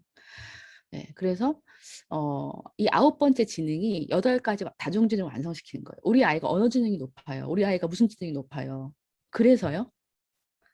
그게 좋은 방향을 향해 가야 되잖아요. 그러니까 결국은 우리 늘 많이 듣잖아요. 속도보다 방향이 먼저다. 예. 그래서 내 인생을 어떻게 살 것인가, 내가 더 나은 세상을 위해 내 능력을 어떻게 쓸 것인가, 이런 부분에 대한 생각을 계속 하지 않으면 내가 가진 잘남이 그냥 잘남인 거죠. 다른 사람을 이렇게 우열로 보고 다른 사람을 깔아뭉개는 데 쓰겠더니 그것도 못하면서 이렇게. 네, 그래서 저는 아이가 어렸을 때는 너는 참 이걸 잘하는구나. 이게 이제 처음에 우리의 피드백이죠. 너 이걸 잘하는구나. 근데 아이가 점점 클수록 네가 더 나은 세상을 위해서 뭐 여기 신앙 있으신 분들은 그래 하나님 나라를 위해서 네가 너가 가진 디자인을 네가 가진 능력을 어떻게 쓸지 궁금하구나라는 질문을 해야 된다고 생각해요. 그럼 하잖아요. 그럼 애들이 뭐라고 하게요? 뭐래 이래요. 대답도 안 해. 예, 그냥 뭔 소리야 이거죠. 근데 저는 아이들이 뭔 소리야라고 해도 이 질문을 하는 게 필요하다 생각하는 것은 내가 한 번도 생각해 보지 않았다는 것은 누가 나한테 한 번도 질문해 주지 않았다는 뜻이라는 거예요. 예. 네, 물어봐 줄 필요가 있어요. 그리고 그냥 얘기해 줄 필요도 있어요. 엄마가 살아보니까 너는 뭐라든지 사람 살린 일을 하면 좋겠다. 아니, 그냥 인생의 대명제를 던져주셔도 괜찮아요. 혼자만 잘 먹지 말고 다른 사람이랑 같이 잘 먹는 사람이 되면 좋겠다. 네, 그런 얘기들을 던져줄 때 아이들이 그것을요, 자기 마음에 받아요. 그래서 갖고 있다가 뭔가 굉장히 중요한 결정을 해야 되는 시기에 그것들을 꺼내더라고요. 근데 그거를 들은 바가 없고 생각해 본 바가 없는 아이는 꺼낼 게 없죠. 네. 여기서 이제 우리가 가치로 이제 넘어가게 되는 건데요. 그러니까 성격, 흥미, 강점은 어느 정도 타고나거든요. 네. 근데 가치는 전수가 돼요. 가치는 타고나지 않아요. 이 부분에서 이제 부모와 제3의 성인들의 역할이 굉장히 중요하게 되는 것이라고 할 수 있어요. 네, 그래서 이제 가치 부분을 좀 설명하면요. 꿈은 직업명에서 삶의 이유로 변하지요. 네, 아까 제가 여러분에게 꿈 얘기 물어본 거 이것 때문입니다. 근데 우리 아이들도 고등학생 정도 되면은 내가 뭘 하고 싶은데 그게 이거 때문이야. 근데 꼭 뭘 하고 싶은 게 아직 없을 수도 있어요. 저는 없어도 괜찮은 것 같아요. 그러니까 전체적인 어떤 좀 흐름만 있어도 그리고 있을 수도 있고 없을 수도 있거든요. 있다가 없고 없다가 있고 하는 게 저는 이제 꿈이라고 생각하고요. 그래서 제가 앞에서 계속 말했던 것처럼 어른들의 삶의 이유를 들어보는 게 필요해요. 그러니까 저는 이제 예전에 막 교회 이제 수련회 진로 이런 걸로 저희 연구소에 맡겨주시거나 하면 어떻게 했냐면요. 그 중간에 진로 스토리 타임이라는 걸 넣었어요. 그래서 그 부서가 있잖아요. 중고등부 부서가 있으면 그 교역자가 있잖아요. 목사님이나 뭐 전도사님. 그러니까 목사님 한 분, 그 다음에 직장인 한 분, 선생님들 중에 교회 선생님들 중에 직장인 한 분, 그 다음에 대학생 선생님이 있거든요. 대학생 한 분. 이렇게 3명을 선정해가지고 미리 선정해가지고 2가지 질문을 미리 드렸어요. 또 아까 말했던 거 중고등 때 꿈이 뭐였어요? 지금 꿈이 뭐예요? 이거 가지고 한 3분에서 5분 스피치를 준비해 달라고 부탁드렸어요. 그러면 엄청 열심히 준비해 오세요. 그분들이 앞에 나서 얘기를 시작하잖아요. 아이들이 눈이 완전 반짝반짝해요. 어디 그 가수 오는 거 저리 가라예요. 왜냐면은 내가 늘 보던 선생님인데 그 선생님의 삶의 이유를 들어본 적은 없어요. 어떻게 어떤 경로로 내가 고등학교 때 이랬어가지고 대학을 이것 때문에 가가지고 뭐 어떻게 해가지고 내가 그걸 때려쳤다 아니면 또 내 뭐 전과를 했다 대학원을 갔다가 지금 뭘 하고 있는데 그건 뭐 때문이다라는 얘기를 들어본 적이 거의 없는 거예요. 그래서 저는 이 진로 스토리 나눔이 되게 귀한 시간이라고 생각하고요. 그러니까 부모님들이 아이에게 해줄 수 있는 참 좋은 얘기, 해줘야 되는 얘기죠. 예, 그 다음에 학교에서도 선생님들에게 들을 수 있으면 참 좋겠다. 예, 교회 뭐 다른 성인들에게도. 그리고 이제 여러분 잘 알고 계시겠지만 세상의 기준에서 애들 편이 돼주시면 좋겠어요. 예, 다 루저라 그랬잖아요. 세상에서 다 루저라고 대부분. 근데 아니라고. 너만의 길을 가면 된다. 예, 그리고 생각이 없는 애는 없어요. 애들이 제일 듣기 싫은 말 1번이요. 너는 생각이 있니 없니? 이거라고 하거든요. 예, 그래서 생각이 없는 애는 없고 힘든 아이가 있죠. 근데 우리가 여러분 힘들 때 어떻게 하세요? 자죠. 넷플릭스 무한 반복하고 그 다음에 이제 치킨 시켜 먹고 우리 한 일 아닙니까? 애들도 똑같아요. 자고 핸드폰 무한 반복하고 치킨 시켜 먹고. 근데 내가 하면 난 스트레스가 많아서 그런 거고 제가 하면 아무 생각이 없는 거죠. 예, 그래서 아이들이 그런 행동을 보일 때 마음을 좀 들여다 봐주시면 좋겠다는 생각이 들어요. 되게 괴롭구나. 되게 힘들구나. 근데 그거를 말로 잘 표현하지 못하거든요, 아이들이요. 그러면 또 너는 생각이 있냐 없냐 또 그래. 왜 말을 못하냐고. 네, 아이들 마음속에 실타래처럼 많이 있는데 이걸 풀어내기가 어려운 건데 왜 실타래를 풀어서 얘기 못하냐고 바보냐고 또 막 그래. 네, 그래서 말을 못해도 괜찮다. 네가 참 쉽지 않은가 보다. 그리고 너무 힘들면 와서 얘기해. 네, 이렇게 그냥 좀 그 대화의 통로를 열어주시면 참 좋겠다는 생각이 들어요. 뭐 저도 엄청 답답해요. 저희 뭐 중학생 말할 것도 없고 뭐 저희 고등학생도 뭐 딱 집에 들어오면서 이래요. 오늘은 찜쪄 먹어야지. 여러분 그런 들어보셨죠? 예. 애들 유행어거든요. 오늘은 찜쪄 먹어야지. 집에 이제 침대에서 누워 있겠다는 이런 얘기인데 하루 종일 찜쪄 먹고 있어요. 밥 먹을 때만 나오고. 예, 그래서 그냥 신경을 꺼야지. 그래서 그러니까 아이들한테 계속 신경을 집중하면서 이렇게 하기 너무 쉽지 않고요. 우리의 삶의 방향이 있어야 되는 것 같아요. 그래서 아이들하고는 자연스럽게 거리가 떨어져야 되는 것 같습니다. 제가 가족 치료를 공부하면서는 이런 구절이 되게 마음에 와닿는데요. 성적 때문에 불안한 부모는 애가 성적이 떨어져요. 예. 왜냐면요. 그것만 보거든요. 공부 하나 공부 하나 공부 하나 그럼 애가 할 때도 있고 안 할 때도 있는데 딱 안 할 때 걸려. 그러면 너 공부 안 하고 뭐 해? 이렇게 해요. 애 완전 짜증나. 내가 할 때는 아무 말도 안 하더니 안 할 때만 그래. 그래서 마음에 또 에너지 누수가 생겨. 그래서 공부 하나 안 하나 하나 안 하나 하는 집에 애는 공부를 못 해요. 네. 그러니까 부모의 불안이 현실화되는 것이죠. 이렇게 우리는 설명하죠. 네. 그리고 실제 걔가 잘한다 해도 나중에 안 해요. 대학 들어가서. 학을 뗐거든요. 아주. 네. 뭐 활자만 봐도 화가 나더라 이런 애도 있거든요. 네. 그래서 진로 결정에 필요한 것 이 세 가지 중에서 아까 제가 이제 크게는 나에 대한 이해 그다음에 이렇게 얘기했고 그러니까 내면의 힘 얘기했고요. 요거 이제 조금 더 곁다리로 좀 보면 좋겠는데 그러니까 미래 사회 변화 지금 다시 우리 코로나 터졌지만 그러니까 우리 아이들이 살아갈 세대에 어떤 영역의 필요가 더 많아질지를 보는 거는 도움이 되죠. 예를 들어서 지금 뭐 코로나 때문에 이 질병과 온라인, 뭐 의료 이쪽으로는 계속 아마 필요가 있을 거다. 미세먼지 환경 그리고 또 다문화 이제 가족 점점 많아지고 애들이 군대 가잖아요. 지금 이 아이들이 그러니까 이런 방면의 교육과 복지 그리고 어떻게 같이 섞여서 살 수 있을 것인가에 대한 이런 연구도 계속 필요하고 또 정신 건강은 너무나 큰 이슈로 떠오르고 있고 실제 지금 수도권에서 뭐 공황 증세를 경험한 사람이 40%다 이런 얘기 나오거든요. 그러니까 이 도시 생활 자체가 너무 힘든 거예요. 그래서 우울과 공황은 이제 기본적으로 깔고 가는 게 됐어요. 그게 이상한 게 아니고요. 말 안 할 뿐이지 너무나 많은 사람들이 그걸 경험하고 있고 저는 여기 바닷가 사니까 또 이러면 너무 좋아요. 그래서 서울 경기에서 저희 집 이제 오두막에 오시는 분 이렇게 얘기하시는 분 있더라고요.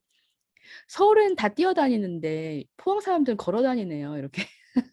네, 그래서 저는 걸어 다니고 있습니다. 그리고 이제 이런 노인 인구의 급속한 증가라든지 이런 전체적으로 이렇게 되겠구나. 네, 그러면 이 영역에 필요가 많아지겠구나. 우리 아이들이 진로를 선택한다면 그 세상에 필요가 있는 쪽으로 가는 게 좋잖아요. 세상에 필요가 더 많이 펼쳐지는 쪽을 좀 트렌드를 보실 필요는 있겠죠. 네. 그다음에 이제 진로 의사결정 유형, 합리적, 직관적, 의존적 의사결정 유형이 있는데 이 중에서 뭐만 안 하면 된다? 의존적 의사결정만 안 하면 된다. 네. 엄마가 하라고 해서요. 선생님이 가라고 해서요. 이렇게 하잖아요. 그러면 100% 나중에 그 원망을 듣게 되지요. 네. 네가 결정해라 해야 돼요. 네가 결정해라. 자, 그리고 이제 우리 인생을 볼 때요. 여러분 마음대로 인생 안 되셨잖아요. 물론 저도 제가 아들 4명 키우는 엄마가 될 거라고는 이제 1도 생각 안 했고요. 제가 뭐 아프리카 갈 1도 생각 안 했어요. 예. 근데 또 기대하지 않았던 길이 열렸잖아요. 우리에게도 여러분에게도. 그래서 이렇게 얘기한 분이 있어요. 제가 이제 이 얘기를 하면서 조금 마무리를 하려고 하는데 어떤 학자가 말을 했어요. 커리어의 진로의 70%는 우연이다, 우연. 그래가지고 엄청 욕 많이 먹었어. 이게 말이 되냐 막. 근데 그 퍼센테이지는 낮춰졌지만 낮춰졌을 거예요. 근데 기본적으로 진로 결정과 내 인생에 우연이 많이 작용한다 사실이에요. 여러분 그렇잖아요. 네.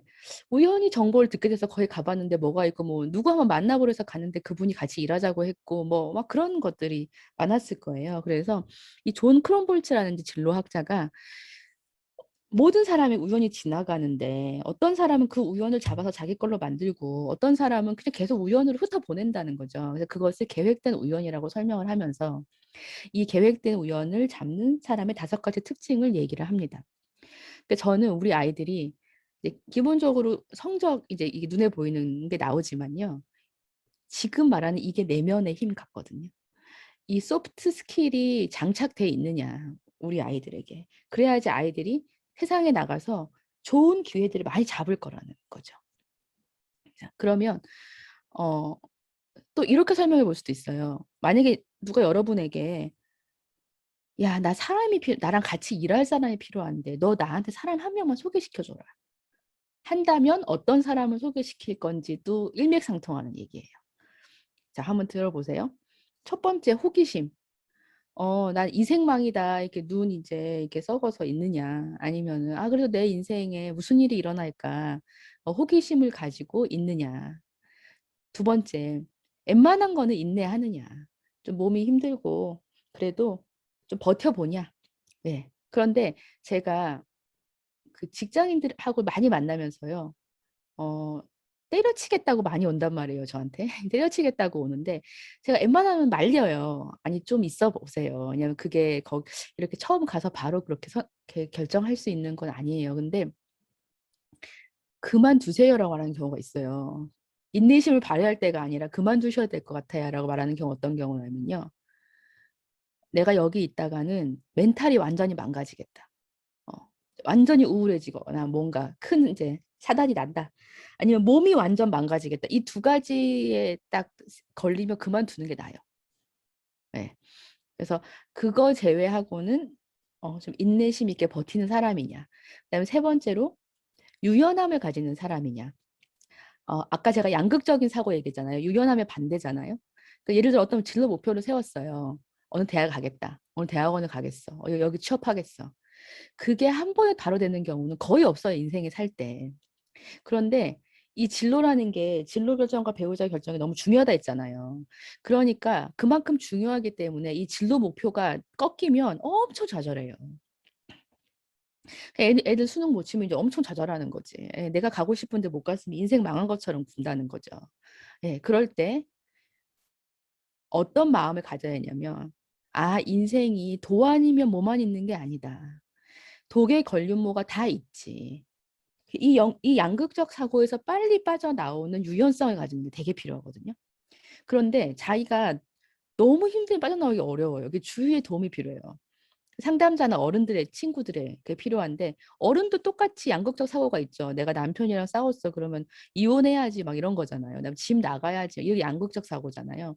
양극적 사고를 많이 한다는 것은 내가 그만큼 극심한 스트레스에 있다는 거예요. 성인이 돼서 그렇게 한다는 것은. 10대는 기본적으로 양극적 사고를 갖고 있어요.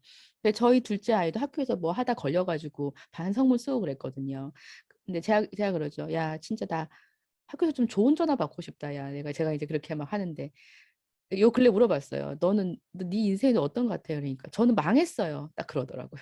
제가 너무 중1이 자기 인생 망했다는 거예요. 그래서 제가 진짜 양극적 사고의 대표적 그걸 하고 있구나. 그래서 야, 네 인생 안 망했어. 그러니까 너 반성문 썼다고 생활기록부에 기록 안 돼. 제가 그러니까 선생님이 기록한다고 했어요. 제 친구는 이제 호적에서 이름 까인대요.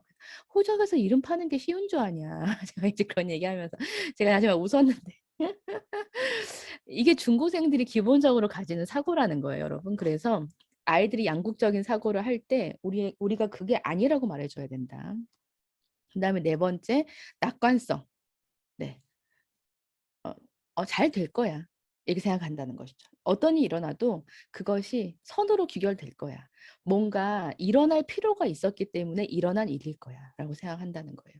그래서 성숙한 성인은 제가 어떻게 진짜 어른이 되는가라는 책으로 북코칭을 하는데 성숙한 성인은 인생이 어떤 패를 돌리든지 예스로 응답한다 그런 말이 있거든요. 네. 인생은 좋은 패를 주기도 하고 나쁜 패를 주기도 하는데 어떻게 나한테 이런 일이 일어날 수가 있어? 네. 어떻게 너한테 이런 일이 일어날 수가 있어? 이게 아니고 다 일어날 수가 있거든요, 인생에는. 네.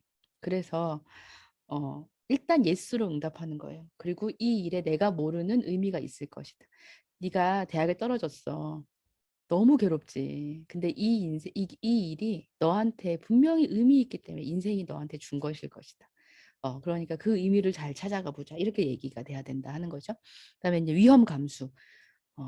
내가 좀 위험한 거를 그러니까 나보다 조금 더 높은 수준의 내 지금 실력보다 조금 더 높은 수준의 것을 도전하고 그 위험 감수죠. 도전하고 성취할 수 있느냐. 그래서 늘 안전지대에 머무르는 사람들 있잖아요. 위험한 걸 안 해. 도전을 안 해. 이게 안전지대에 머무르면 성장이 없거든요. 네, 그래서 이 5가지가 우리 아이들한테 길러지면 좋겠다는 거예요. 근데 이 5가지를 다 부모가 도와줄 수 있어요. 여러 가지 메시지로. 첫 번째 호기심. 야, 인생에 네가 모르는 것들이 엄청 많아. 그 인생에 되게 좋은 것들이 많아. 살만한 인생이다. 두 번째 인내심. 그냥 웬만하면 좀 버텨보자. 엄마가 옆에 있을게. 힘들면 또 와서 얘기해. 세 번째 유연성. 인생 한 번 망친다고 끄떡 안 해. 네, 낙관성. 잘 될 거야. 의미가 있는 일일 거야. 위험 감수. 네, 그래서 조금 더 높은 거에 도전해보자. 네, 그렇게 얘기해 볼 수 있잖아요. 그 메시지가 엄청 강력해요. 그리고 아이들이 그걸 가지고 세상으로 나갈 거거든요. 그리고 이제 여러분이 누구를 소개해 준다고 생각하면 이런 사람 소개해 주고 싶겠죠. 안 그러면 너는 사람 보는 눈이 그렇게 없냐? 왜 그런 사람을 소개해 줬냐는 욕만 듣거든요. 네, 그래서 이 직업의 세계로 들어오면 일의 세계로 들어오면 일이 많은 사람은 일이 많고요. 일이 적은 사람은 일이 없어요. 근데 일이 없는 사람은 왜 자기가 일이 없는지 몰라. 왜냐하면 이런 게 없어서 그럴 거예요. 네, 그리고 그 성인의 강점은 자기가 맡은 것을 거의 완벽한 수준의 퍼포먼스를 계속적으로 낼 수 있어야 되거든요. 성인은. 그것이 아이들의 강점과 성인의 강점의 다른 점이죠. 자, 그러면 이제 마지막으로 그래서 저는 이렇게 마무리 좀 하고 싶어요. 부모는 부모의 길을, 아이는 아이의 길을 가면 좋겠어요. 이제 아이들이 고등학생 정도 되면요. 진짜 이렇게 될 수 있죠. 아이들이 뭐 유치원생도 아니고 초등 저학년도 아니니까요. 그래서 저는 마지막에 이 소명의 정의를 여러분하고 나누면서 마치고 싶은데요. 이게 원래 이제 기독교적인 용어이기도 하지만 지금은 일반 경영학 논문에도 많이 나와요. 그러니까 사람이 자기의 일을 무엇으로 보느냐, 잡으로 보냐, 커리어로 보냐, 콜링으로 보냐 이렇게 3개를 보통 구분을 하거든요. 그러니까 잡은 먹고 살라고 하는 일, 커리어는 내가 좀 더 성장하고 인정받고 성취하고 그런 의미로 나의 일을 보느냐. 세 번째 콜링은 이거는 신이 나에게 맡긴 일이구나.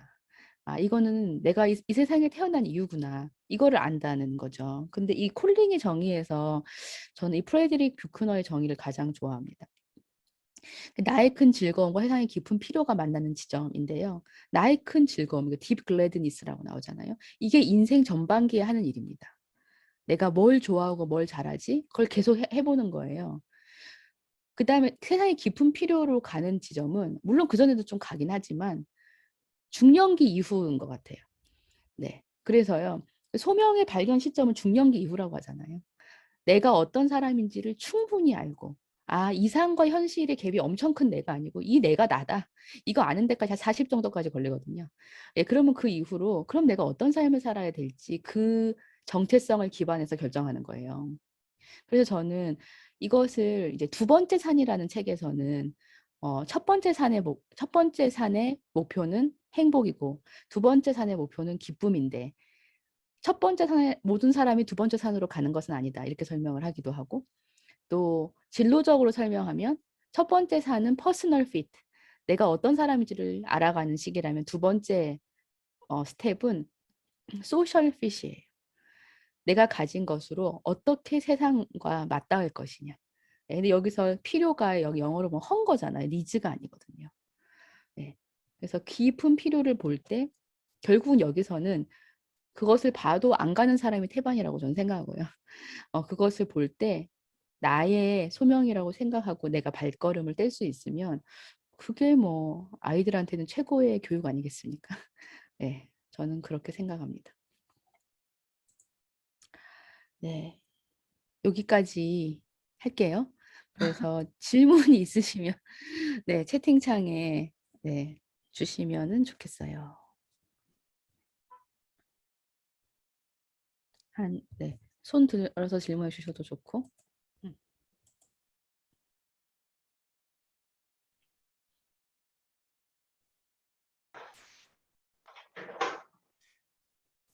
네, 되게 생각이 많아지셨나요? 아니면 이제 점심시간이 가까워서? 네. 그러면 어떻게, 이렇게 마칠까요? 잠깐만요. 혹시 어머님들 지금 저 갑자기 김주영 목사님이 안 계셔가지고 너무 당황하셨죠? 제가 목사님이 갑자기 회의 호출 받아가지고 제가 특화부에서 상담을 맡고 있고 현재 2학년 라이프 디자인 교육을 맡고 있는 제 박진선이 이렇게 잠시 갈무리하게 됐습니다. 우선 선생님 지금 1시간 반을 달려오셨는데 정은지 소장님께 한 박수 한번 네, 각자의 자리에서 박수 한번 해주시겠어요? 감사합니다. 너무 수고하셨고요. 예, 예, 예. 저는 2년 전에 잠깐 뵈서 또 그때 특강이 참 인상 깊었는데 또 오늘 이번 특강은 또 새롭게 또 더 많이 디벨롭 돼가지고 정말 개인 저희 이제 학부모 입장 또 이 중년의 삶의 입장에서 어떻게 우리 삶을 좀 볼 수 있을지 그런 것들 좀 비춰보도록 오늘 시간을 많이 만들어 주신 것 같아요. 혹시 어머님들께서 그럼에도 불구하고 좀 질문이 좀 있을 것 같은데 또 아니면 느낀 점이라도 한번 좀 이렇게 쉐어해 주실 수 있나요? 질문이 없으면 몇 분 어머님께서 이렇게 이준 선생님이 이준 어머님께서 최고라고 이렇게 네, 감사합니다. 해주셨는데 네, 네, 혹시 또 뭐 느낀 점을 말씀으로 목소리를 좀 어머님들 음성 듣고 싶어요. 오늘 고유미 어머님이신가요? 화면 갑자기 나와서 너무 반가운데. 어머니 안녕하세요. 몇 학년 몇 반이세요, 어머니? 여쭤봐도 될까요? 아니, 지금 계속 화면 끄고 왔다 음. 갔다 하면서 계속 이제 듣느라고 끄고 있어서 끝나는 시간은 좀 강사님께 이제 인사도 드리겠다 해가지고 이제 화면 늦지막게 켰는데요.